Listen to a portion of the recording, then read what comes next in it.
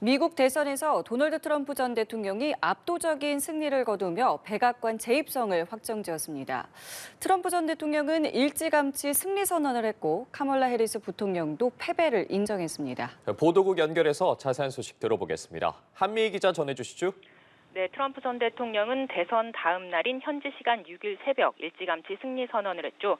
민주당 후보였던 해리스 부통령은 이날 오전 트럼프 당선인에게 전화를 걸어 축하 인사를 했습니다. 또 지지자들이 모여있던 모교 하워드대에서 승복연설을 했습니다. 해리스 부통령은 원했던 결과는 아니지만 받아들여야 한다며 평화적인 권력 이왕에 참여할 것이라고 말했는데요. 직접 들어보시겠습니다. But we must accept the results of this election. Earlier today, I spoke with President-elect Trump and congratulated him on his victory.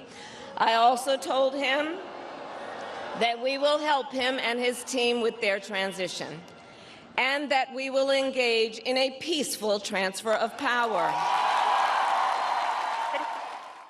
해리스 부통령은 이것이 민주주의의 원칙이라며 대중의 신뢰를 원하는 사람은 누구나 민주주의를 존중해야 한다고 강조했습니다. 그러면서도 자유와 기회, 존엄과 이상을 위한 싸움은 멈추지 않을 것이라고 강조했습니다. 네, 한 기자, 대선 결과도 다시 한번 정리해보죠. 애초 치열한 접전을 예상했는데 트럼프 전 대통령이 손쉽게 승리를 가져갔습니다. 네, 그렇습니다. 선거 당일 자정 무렵부터 트럼프 전 대통령의 승리 가능성이 크다는 보도가 나오기 시작했고 트럼프 전 대통령은 이튿날인 6일 새벽 2시 30분쯤 승리를 선언했습니다. 트럼프 전 대통령조차 선거일 밤에 최종 결과가 나올 거라고는 기대하지 않았다고 측근은 전하기도 했습니다. 지난 대선에서 조 바이든 대통령은 개표 5일 만에 승리를 선언할 수 있었던 데 비하면 트럼프는 손쉽게 승리를 거머쥔 셈입니다. 이처럼 빠르게 결과가 나온 건 7개의 경합주의 지지가 일제히 트럼프 전 대통령에게 쏠렸기 때문인데요. 개표 초반 공화당이 우세하다가 대도시나 사전투표 개표가 진행될수록 민주당으로 우위가 바뀌는 이른바 붉은 신기루 현상도 이번에는 없었습니다. 네, 그렇다면 이렇게까지 예상 밖의 압승이 가능했던 이유, 현지에서는 지금 어떻게 분석하고 있습니까? 네, 여러 가지 이유가 있겠지만 눈에 띄는 건 유색인종, 특히 라틴계 남성의 지지입니다. 라틴계는 민주당 지지세가 강한 그룹이었지만 라틴계 남성 유권자의 지지가 처음으로 민주당 후보를 뛰어넘어 트럼프 전 대통령에게 쏠린 겁니다.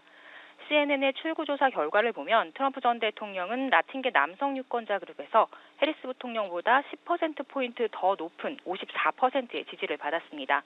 앞서 트럼프가 출마했던 두 번의 대선에서는 모두 민주당 후보였던 힐러리 클린턴 전 장관이 31%포인트, 조 바이든 대통령이 23%포인트 우위에 있었는데 이번엔 그게 뒤집힌 겁니다. 반면 해리스 부통령의 낙태 이슈는 기대만큼 위력을 발휘하지 못했고 전통적으로 민주당세가 강했던 젊은 층의 표심이 이탈한 것도 트럼프의 압승에 기여한 것으로 풀이됩니다. 경제 문제와 불법 이민자 등 미국의 국내 현안뿐 아니라 우크라이나와 가자 전쟁도 적지 않은 영향을 미쳤다는 분석입니다. 우크라이나에 천문학적인 돈을 쏟아부을 이유가 없다며 전쟁을 끝내겠다고 한 트럼프 전 대통령에게 보수층은 환호를 보냈습니다. 반면 민주당의 전통적 지지층이었던 진보층은 바이든 행정부의 이스라엘 지원에 반발해 분열하는 모습을 보였습니다. 지금까지 보도국에서 전해드렸습니다.